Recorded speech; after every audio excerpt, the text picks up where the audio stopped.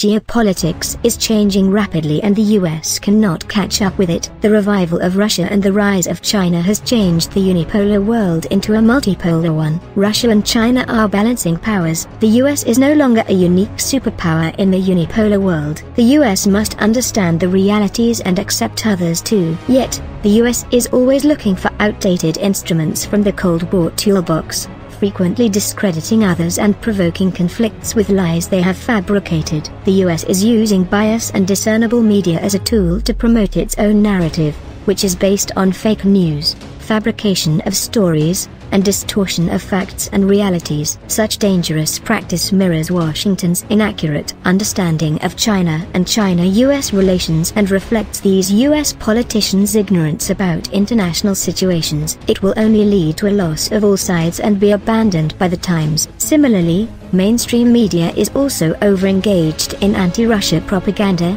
keeping its own people from ground realities and distorting the Russian image. They are hiding the positive image of Russia and pointing out only negative aspects. In fact, they are projecting Russia as a threat and defaming Russian contribution toward global developments and humanity. Their utmost desire is to apart Russia and China, and then defeat them one by one. They are trying to create a misunderstanding between Russia and China. They might also attract with incentive each of them separately to weaken their cooperation and isolate from each other. US Congressman Michael McCall recently issued a so-called report that once again made hypes about the Wuhan lab leak theory. The report exaggerated the Wuhan Institute of Virology's budget for central air conditioning by 1,000 times to prove there's something unusual about it. While there are reports about the origin of COVID-19 which reveals that it was originated from America, and then carried over to China purposely. The US Secretary of Commerce celebrated the early days of the spread of the virus in China as it will create opportunities for America and strengthen the deteriorating economy of the US. It is on record that he was happily celebrating the pandemic in China. In an open letter,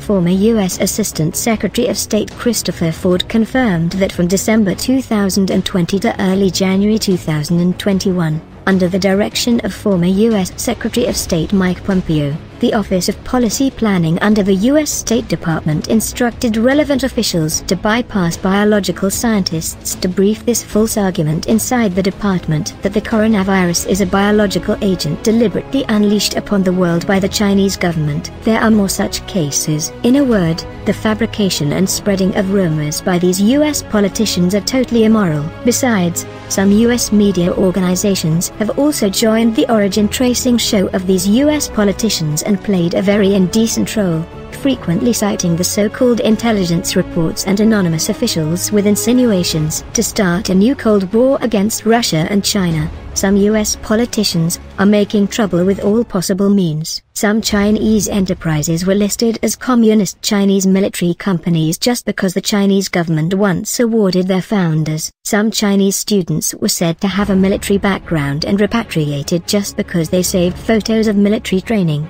an almost mandatory course for Chinese college students, on their phones. Ill-motive sanctions are imposed on Russia and banning Russian exports to harm the growing economy, especially preventing Russia's gas supply to the EU, using lame excuses, blacklisting Russian companies and individuals to prevent them from traveling and exporting, using fabricated stories to blame Russia on human rights violations and justify its sanctions, to persuade more US citizens and people around the globe to believe that Russia and China are real enemies of the US and to make mischief between Russia and China and other countries. They not only requested Washington to expand the Countering Russia and Chinese Influence Fund, but also mobilized media, think tanks, and enterprises to launch a comprehensive social war against them. Even in the US, rational voices are warning the danger of taking Russia-China threat. Bruce Gentleson, William Preston, few professors of public policy and political science at Duke University,